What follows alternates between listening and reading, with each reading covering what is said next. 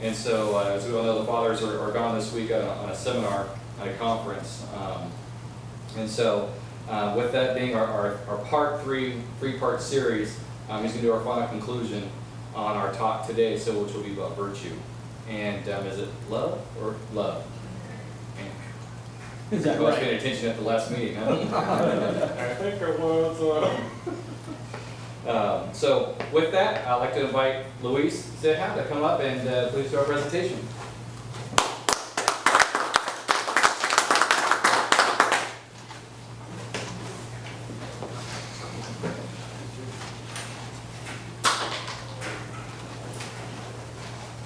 Sing it, brother, sing it. Well, I'd like to thank Bruce and Hector for giving me an opportunity to come up here and share a little bit about the virtue of love. So I want to thank you guys first of all. And then it was good a chance to get back in here with everybody, and I'm glad to see that everybody's still coming. Makes me happy. So the virtue of love. There are a good many meanings of love that are used to express how we feel about someone or something. For example, there is puppy love, which expresses the infatuation of two adolescents for each other. There is free love, which conveys the act of two consenting persons of the opposite sex to have relations for pleasure with each other outside of marriage. There is brotherly love, which conveys the mind frame to be kind to others. My last example is labor of love, which shows the work a person is willing to do without material compensation. The word love also expresses the acts that man commits to express his or her devotion to someone or something. For example, a mother will dive in front of an oncoming car to save her son from being hit. Or a father who will run into a burning building to save his child trapped in the upper room. These expressions of devotion or devotions are for the sake of natural motives or human instinct. There is another love, the virtue of love. A love usually called charity, whereby man cherishes God above everything else. St. Paul wrote to the Corinthians, "If I speak in human and angelic tongues, but do not have love, I am a resounding gong or a clashing cymbal. And if I have the gift of prophecy and comprehend all mysteries and all knowledge, if I have all faith so as to move mountains, but do not have love, I am nothing." And so I want to take a moment there and kind of expand on that little part right there where it says, I have all faith so as to move mountains, but do not have love, I am nothing. Now, for many of us, many Protestants, having faith is probably the utmost important thing in their faith, in their tenet of faith, is to have faith. Faith in Jesus Christ. But St. Paul adds to that component, that thing, that idea, that concept, that theological concept of faith. And he talks about not just faith, but a faith that is so big, so enormous, that it is as to move mountains, but does not have love, he is nothing. So the follower, the disciple, can have this faith to move, perhaps even resurrect, I would suggest, but does not have love. St. Paul is suggesting that that person is nothing, because there is no charity in that faith. He goes on to say, if I give everything I own, and if I hand my body over so that I may boast, but have love, not love, I gain nothing. And there again, St. Paul speaks about being able to have this sacrificial giving, self-giving of that person, but without love. There again, St. Paul is reiterating, nothing. There's nothing. So we have this virtue of hope, we have this virtue of faith. But St. Paul here is writing that without the virtue of love, without that love, faith and hope, adds to nothing in that person. So we need not only faith, hope, but we need that third one, that third theological virtue to complete it, to make it what it is supposed to be. Because without it is nothing. The person ceases to exist, I would say, in its soul, because it has nothing to love, nothing. There's no charity. Love is patient, and he goes on to explain, what is this love? Love is patient. It is kind. It is not jealous, and love is not pompous. And we've read this before. It is not inflated. It is not rude. And this one is also important. It does not seek its own interest. It is not quick-tempered. It does not brood over injury. And it does not rejoice over wrongdoing, but rejoices with the truth. It bears all things, hopes all things, and endures all things. Love never fails, St. Paul writes. So faith, hope, love remain, these three. But the greatest of these is love.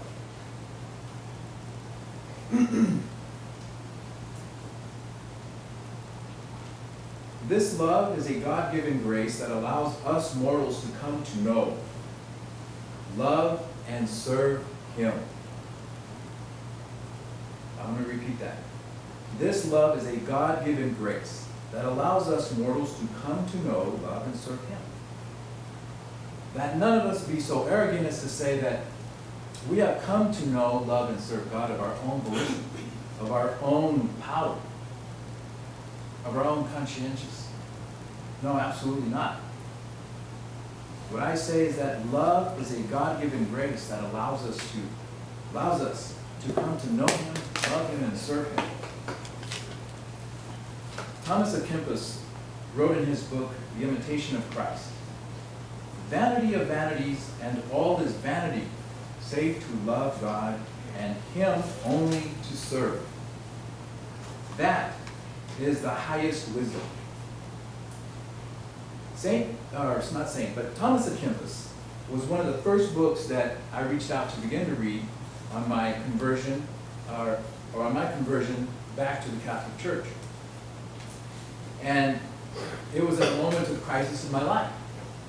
And God took that misery or sadness in my life and used it for good, which is what God always does. And in this book, that was one of the first things that I read was Vanity of Vanities. Later on, I learned that Vanity of Vanities was out of the book of Ecclesiastes in the Old Testament, where the author is writing that everything is meaningless. Meaningless. It's all meaningless. Everything. Everything we do. And he goes on to write about all the things under the sun that he's seen and done with all of his riches. But it's all meaningless. It's all meaningless until we do it for God, for the Lord. And as I began to read that, as I began to give my life to God, I began to understand through those writings of Thomas à Kempis and through other writings of the saints, and I know that you guys have read this also, that it is much better to be able to serve God, to live for God, to do all the little things that we do for God, and have that joy, because we do it for Him. And there are many moments, even after my experience in conversion to Christ, that in work, or even at home, or in the mundane, the most simplest things that I find so boring or trivial, that I have the moment to be able to say, with God's grace, I do this to serve God. I do this to serve God. And even in some of those moments when I speak to myself and I say those things, I say, man, that's kind of dumb. I'm just saying this to psych myself out. And then God comes and shows me another writing from St. Teresa of Lisieux, where she says every little thing we do, even if we throw out the trash, and we do it for the service of God, becomes ordinary to extraordinary. And so all of a sudden elevated. And what a power that God has given us to be able to do so. That we take the ordinary and become extraordinary simply because by virtue of love we say, God, we want to know you, love you, and serve you. And we're going to do these simple little ordinary things and we make them extraordinary because we're going to do them for you. Because we know you, we want to serve you, and we want to love you.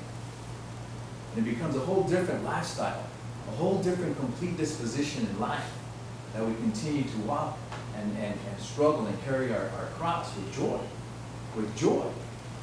And it reminds me of the time when the apostles were in the book of Acts, when the apostles would be persecuted and they'd run back and meet the rest of the apostles and their disciples, and they would say and share with them their persecutions. But they would do it with joy. They would do it with joy. They'd say, we were actually persecuted. And they'd come on and be joyful about being persecuted or beat up or whatever, simply because they were, following in the footsteps of the Master. Why? Because they understood that highest form of wisdom, of knowing and loving Him and serving Him, and Him alone. And so, in closing, I would like to say that everything that we do, my brothers, that everything that we do as servants of God is done with the virtue of love. With the virtue of love for His sake and for His alone.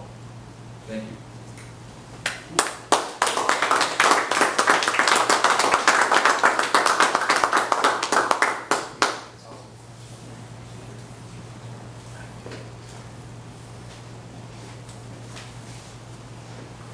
All right. Normally after we have our speaker, now he left me wanting more. So I'm like, come on back up and say something. But he said, no, I'm sitting down. He says, you get up there and talk for a little while. related to Greg. Oh, that's right. Wants to sit down really quick. Greg gave me the cue really quick.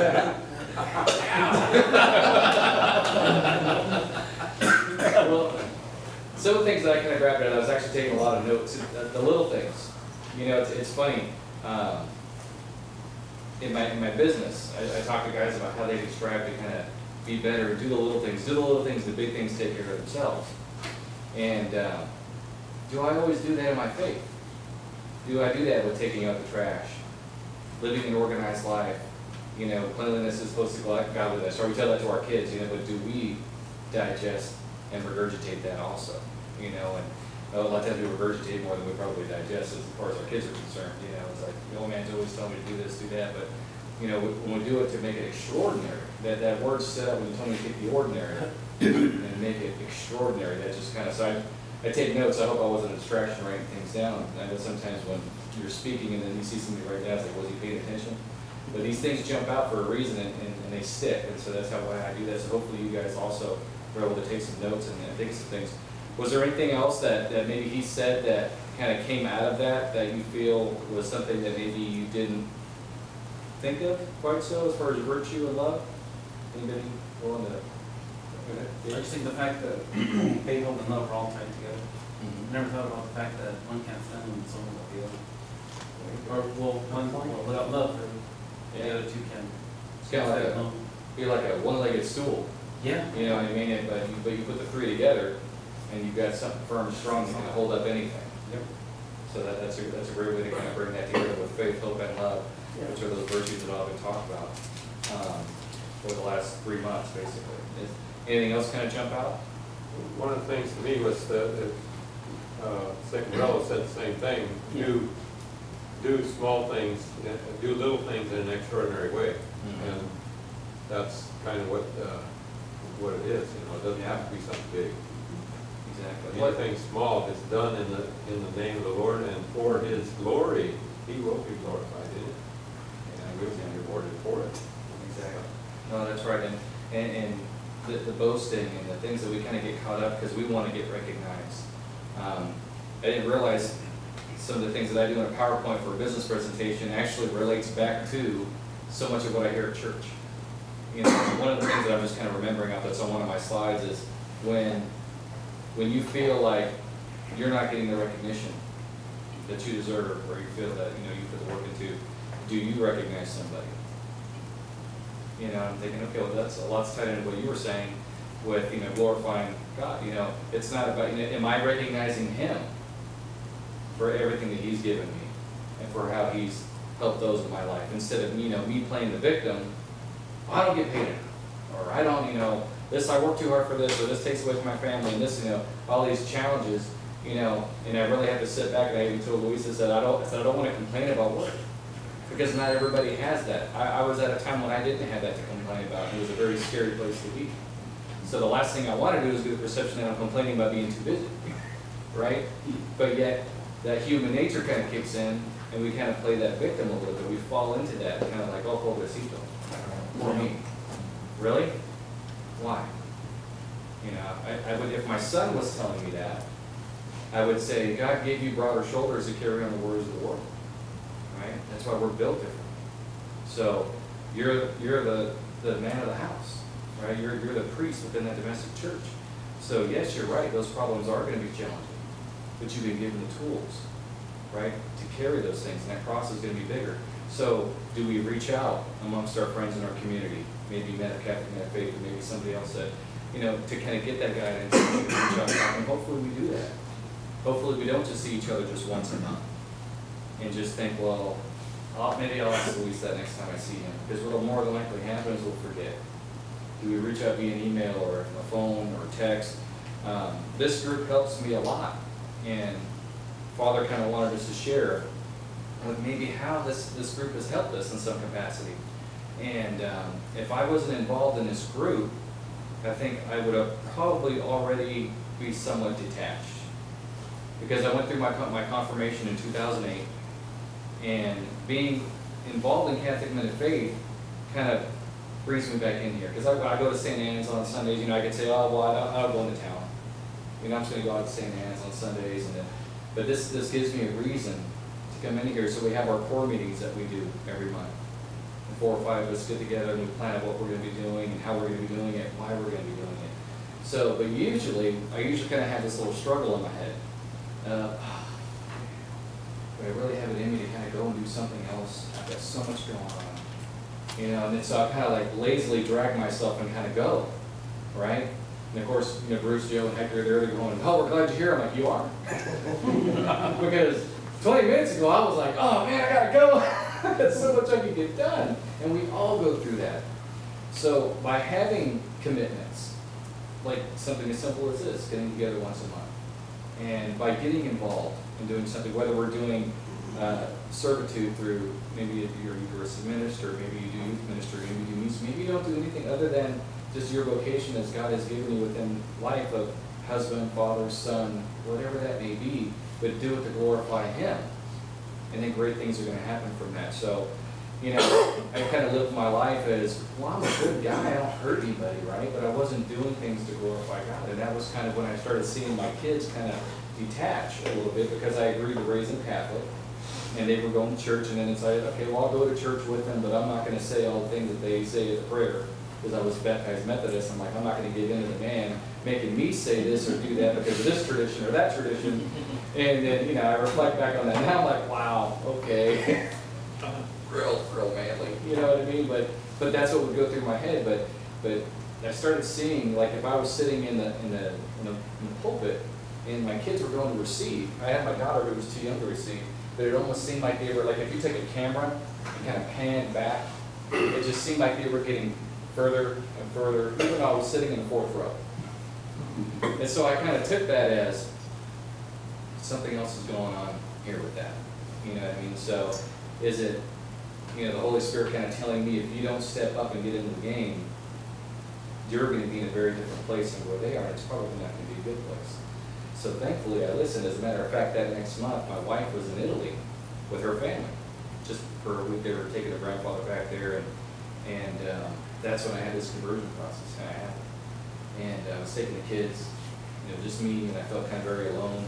And then I call her and tell her, hey, I signed up for confirmation, to go through the RCA. She's like crying. And she's like, why now? I've been trying to get you to go. We've been married for, at that point, it had been like 17 years. What now? And I said, I don't know, maybe it just took kind of, not that she was in my way, but maybe just her not being there made me feel alone. You know, so there's that sacrament of marriage where we're called to be one. And maybe I felt alone, and maybe I felt removed. You know, so you can reflect and kind of go back on a lot of different things, but this group keeps me committed, and it keeps me involved. And I know that not all of us can come and make it every month, but hopefully there's something that we're all doing in our lives to glorify Him. And you know, I'm not doing this because I'm comfortable talking in front of people. I'm not doing this because I just really thought something like this was already being done until Hector had told me, hey, we're thinking about getting a prayer group together, a men's group. What do you think? And I said, well, I'm sure there's one we can join, right? No. And I was just kind of weird, you know. Here I just kind of had my conversion. I got out of my RCIA and was kind of doing some things. Richard Donati was my teacher at that time, kind of my mentor, and we were going to dinner on Thursday nights with a group of people, and I just found myself, you know, wanting more. And I think that happens to a lot of people. I think it happens to people not only that go through confirmation and RCIA, but people that were, you know, cradle Catholics. You know, and I think that's maybe why they leave the church. Because they think maybe there's something else out there. Maybe just something isn't right. And unfortunately, we're not always there to catch them. So maybe, you know, we can be a net to kind of catch them. If we see them, maybe not coming. Maybe I haven't seen, you know, I heard, Chris, haven't seen you for 2 months. Where you been? I've been here, I've just been behind the scenes. You know what I mean? But you guys don't know that you haven't seen me. So the perception is, Chris is bailing out. He's not involved, you know what I mean? But, you know, there's other things going on, so it's challenging, you know, but I just hope that, you know, whatever we do and how we do it to glorify God. So, sorry if I went off on a tangent. Is there something else that somebody would like to share maybe with what was talked about? First of all, I want to thank everybody for the prayer that was offered for Terry. A call went out. I called Brother Hector and I told him that we needed prayer for Terry Martinez and Sal Martinez family. Sal used to be a bus driver for the school district for years and years. Now in their old age, their health is failing and so forth. Terry had a stroke a few months ago, and she was having difficulty. She came out of the hospital and she couldn't, her speech wasn't right, her walking was impaired and so forth. She suffered some more strokes and they took her back to the hospital. And her son called up and requested prayer. So I called several prayer groups that I know, and I called Hector to put the word out to the brothers and asking for prayer. And the good news is that even though she had suffered some minor strokes, she fell asleep and couldn't wake up. That's what concerned her son, and he called. And they couldn't wake her up, so they were all concerned. Prayer went out. Everybody that we knew was getting in the prayer thing, and prayer does work. I know that for a fact because it worked for me. But she woke up. As soon as the prayer started up, I mean, within, I'd say a couple hours, she woke up. She woke up, not only did she wake up, she was able to move her limbs like if nothing had happened. She was able to speak articulately, you know what I mean? She could make out, before it was like, she wanted to say Jesus and she'd say J, you know? And you finish the thing for her and say Jesus, she'd shake her head.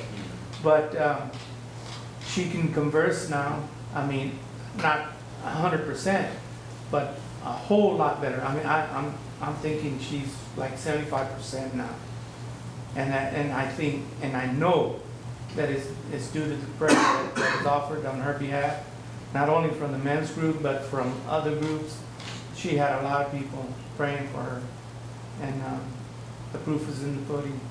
She'll be coming home soon. And again, I want to thank everybody for rallying to the cry. Yeah, to love her.